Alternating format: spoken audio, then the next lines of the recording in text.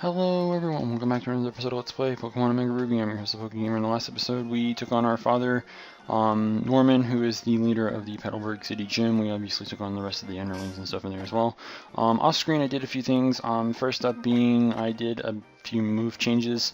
Apparently Swampert, after it becomes a Swampert, has the access to Hammer Arm as a relearnable move. It is, I think, a level 50 move that it can get, but it also is something that it can relearn, so it seems like it's a bit better as a fighting type move that I might need. As you can see, Swablu has not only Hyper Voice, but also has Heat Wave. I figured it could use an extra, useful move.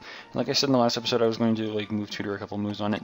Another thing that we did is, I also made sure to get a Shiny Stone because, believe it or not, Roselia really doesn't need any more of its level up moves. A lot of those level up moves are either TM moves or things that it's never going to use, so we're going to be evolving it into a Roserade with the Shiny Stone that we got. So, yeah, that's yet another fully evolved team member that we have.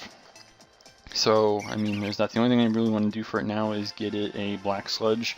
That way it's kind of like a leftovers for it, especially considering the set that we have on it right now, because being able to set up Toxic Spikes turn 1 and, you know, get some health back after taking an obvious hit, you know, just useful, really. At least against trainers that have more than one Pokemon, of course. But, as I said in the last episode, what we're going to be doing today is we're going to be heading back up to Route 111 in order to check out the desert. Obviously, we couldn't do that before because the sandstorm would have just completely destroyed our eyes and dehydrated us, I guess, or something. And as a result, after beating Flannery, we ended up getting the Go-Go Goggles. But Brendan decided that he was going to drag us along to Petalburg instead of, you know, letting us go check out the desert. So that's what we're going to be doing today, is checking out the desert, which we couldn't do in the last episode. Well, we could have, I guess, but I'm sure more people cared more about a gym battle than checking out the desert. Now, the cool thing about the desert is you get a very peculiar, or not peculiar, but a very unique item to the game. You get one of two specific items, and that would be the two fossils that are unique to the region, which in this case are the claw fossil and the root fossil. If you choose one, the other one will disappear into the sand, quote unquote, and then you'll never be able to get it again. So if you are looking for something specific, you might want to choose very wisely, because otherwise you're going to have to get someone else to give you one. I don't know if you can get them from rock smashing rocks from some area. I know that that's how it worked in X and Y, but I'm not sure if you can actually happen to, you know, get them elsewhere. I know you could easily just get them in X and Y and just trade them over if you really want to, but I mean, if you don't have access to something like that, you'll probably have to have a friend trade you one, and yeah, that can always be a huge pain in the ass. So as you can see, there's two little rocks here. These are the actual fossils. There's no, I don't remember what they called it. It was some tower that appeared in the desert. You don't have to deal with that. We're going to be taking the root fossil because if for any reason I need to, you know, use the whole fishing thing, Lily, I think his name is, and Credilli, they both have access to suction cups, which is useful for fishing. So we'll be just taking that in case I do decide to need to go fishing for something. The only thing I think I might ever go fishing for is a Sharpedo, because in OmegaRuby and AlphaSapphire, certain Pokemon actually appear whenever you surf. Sharpedo is one of them. Whalmer is another. Lapras is, of course, one. That was something that was in X and Y as well. Kyogre is one. If you happen to be playing AlphaSapphire, you will be able to see Kyogre as you surf and you swim around the region. So, sorry, I'm kind of out of it, and my chair's loud as hell. But yeah, there's, I think, maybe one other Pokemon that you can see when you're riding around. I don't remember, but some of them have very unique things to them. Sharpedo is very special because if you try to fish while surfing on it, you will never get a bite. It's guaranteed you will never ever get a bite. You do not want to be surfing on a Sharpedo if you plan on fishing in the middle of the ocean. I guess it'll eat everything that you would ever potentially catch. So yeah, that's kind of dark, isn't it? But that's kind of the drawback to it. The added bonus to it is it's the fastest swimmer in the game. If you happen to be surfing on a Sharpedo, you will move faster than any other Pokemon in the game that you can surf on. That's a guaranteed given. Kyogre is, I think, normal speed, but it's bigger, so the hitbox thing could be a problem. I know that there are secret base locations that are underwater, that you have to go underwater basically to get to, rather, and some of them have really tight spots that Kyogre cannot get through, so just something to kind of keep in mind. I don't think there's any added benefit to Whalmer. Could be wrong. I don't know particularly. Maybe it'll actually increase your chances of getting a fish or something. I don't know. But I think there's information about all that stuff on Serebii. It's just, you know, I don't want to like load it up now, and you know, actually I could check it in one other way, but I don't want to you know, be too noisy about it, because you can well, I got, you know, I can check it on my Wii. That's what I'm talking about, if you didn't understand. But like, I didn't mute my television until like a few seconds ago, so. But I can look into it right quick. But I mean, and this also kind of annoyed me. I was kind of hoping I didn't have to deal with something like this. I knew that there was at least one, you know, Pokemon here that I would have to, you know, deal with. It's a grass type, but because I mean, this is the desert. This is, you know.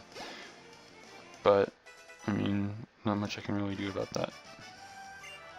So I could have sort of pressed the I twice.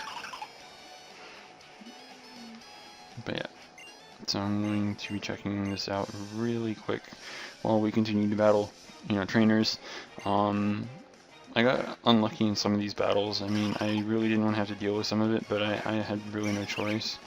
That's part of the reason why I've got just a ridiculous amount of damage, and I probably should never have had that serious amount of damage, but yeah.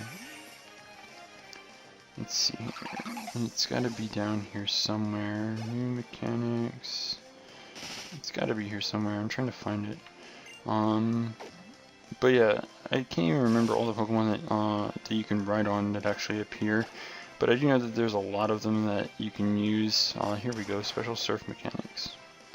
Let's see here. We have Wailmer, Sharpedo, Kyogre, and miscellaneous. I'm not sure what the miscellaneous, I guess the miscellaneous is basically every other Pokemon.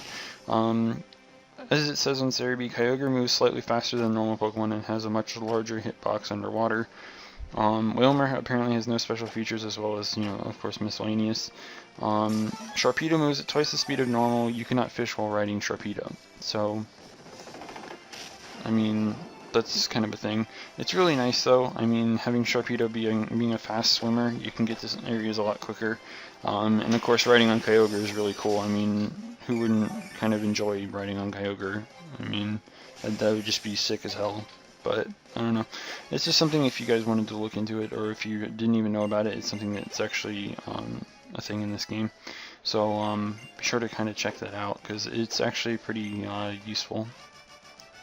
So I guess there's a couple things that I failed to cover over the past couple days, so I'm going to mention them now, even though I guess it's, you know, a little late and some people may have already exited out. But I mean, for people that are sticking around, for the people that didn't happen to get it, apparently the demo for the Pokemon OmegaRuby and AlphaSapphire thing is now available for everyone on the Nintendo eShop.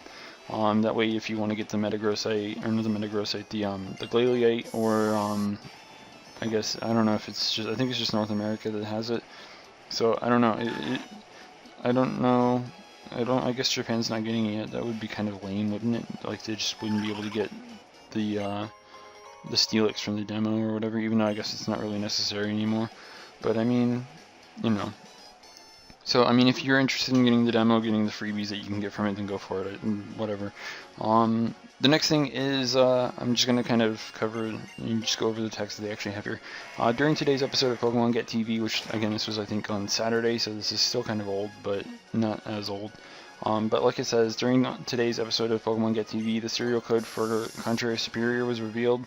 The serial code is a shared code which can be used by multiple people rather than the one-time use serial codes of other events. This code cannot be redeemed until January 9th, 2015, but can then be redeemed all the way up to November 30th, 2015. The code is Pokemon, all caps, by the way, Pokemon 497. So, it's unknown if this is actually going to work for every game, or if it's just going to be Japan. It's probably going to only be Japan, which is going to suck, but at the same time, anyone that happens to have a Japanese copy of the game and can do the event will probably just breed a bunch of contrary Snivies and just throw them onto the Wonder Trade. Speaking of, I will probably do that myself. I know it's not legitimate, but I do happen to have a shiny Contrary Superior on my I think it's my Pokemon X. It's either Pokemon X or my OmegaRuby, my AlphaSapphire, one of the two. So, I mean, once it becomes available via Wi-Fi after its official release, I can probably give out some on screen. I can probably record myself giving a bunch of them away. So as you noticed, by the way, we also went back and got the Mach Bike. The reason for this is because we want to come up here and battle or whatever. You also want the Mach Bike to talk to that one NPC that we just talked to, because she's one of the important characters that you need to talk to in order to be able to have both the Mach and the Acro Bike.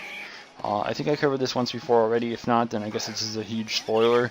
Yeah, you can have both bikes in the game. In order to do so, there's the NPC that we just talked to. Then there's one that is on the way to the next town that we need to go to for the next gym. And then the last one we can't really get to until the post-game, but it's in the battle resort. So, yeah, you'll want to be able to talk to them. The second NPC, the one that's on the way to the next town, you're going to need the Acro Bike for, because you need to hop over platforms basically in order to get to them. So I recommend that if you're following along exactly, then you're going to want to do like I did and get the Acro Bike again before we head out to the next route. Let's see here, was there anything else? Yeah, I guess there is. Something else, even though it's kind of minor, I guess we'll still cover it. Following its release in Japan last month, it has been announced that Europe is to receive the special Slowpoke or 3DS theme on Thursday, January 1st. This theme features Slowpoke in a tropical backdrop, which changes as you scroll your 3DS home menu. It costs, I think it's €179 or £199, something like that. I think it's either pound then euro or pound or euro then pound. I don't know the symbols by heart. But yeah, it's also currently unclear as to whether or not it's going to be coming here to the United States. So, something to kind of look forward to, I suppose. But yeah, that's about all of it, really. But, apparently Serebii made a thing about secret base distributions, which seems weird. Oh, they did one for, some of the things like, what's it called, Junichi Masuda's and stuff like that. That's interesting. They even show all their teams. There's a few here that have Mega Charizards. There's a Mega Mawile. There's one that has a Mega Altaria. There's like a Mega on every single team. That's weird, but it's pretty cool.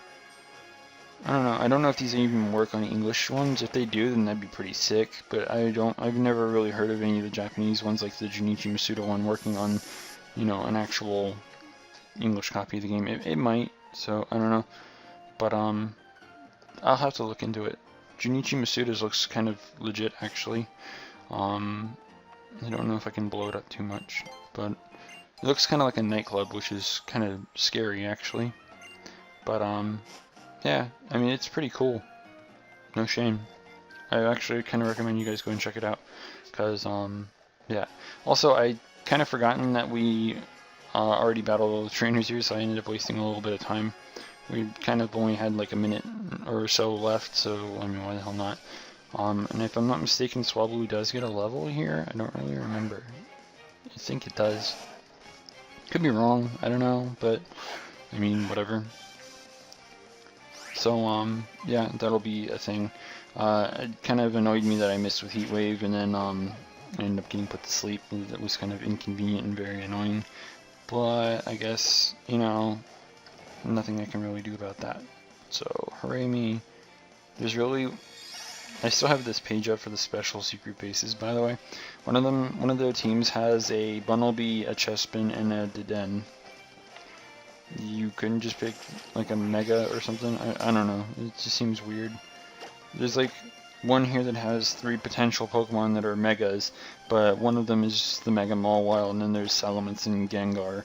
So, I mean, there's that. Maybe this could also potentially hint to future Mega Evolutions. I don't know. There's one here that has 3 Pikachu. That's kind of hilarious. I think they're all single battle, too. I'm kind of just looking here just to double check it, so that way I can kind of, But, yeah, they're all single battles, so whatever. I wonder if they're, like, at a certain level, or if, because it looks like the base says the levels are 50, so you'd have to, use the set battle thing rather than using the level release thing, even though I don't know if I don't think that they have them in their bases, so you can't use the level, you can't use the level thing in there. So, oh well, nothing you can really do about that, I suppose. So, yeah. And Metang grew a level, which is cool. I mean, that's, what, 6 levels away from its evolution, which is really neat and very useful, of course. But anyways, like I said, we basically battle all the trainers, so we don't really have much else to do on this route. So in the next episode, we're going to continue on Route 118, basically, because we have Surf, and we're going to be kind of meeting up with Steven again, and having a rather legendary encounter as well. So be sure to stay tuned for that. If you haven't already, don't forget to rate, comment, subscribe, and until next time, this is the PokeGamer, signing out.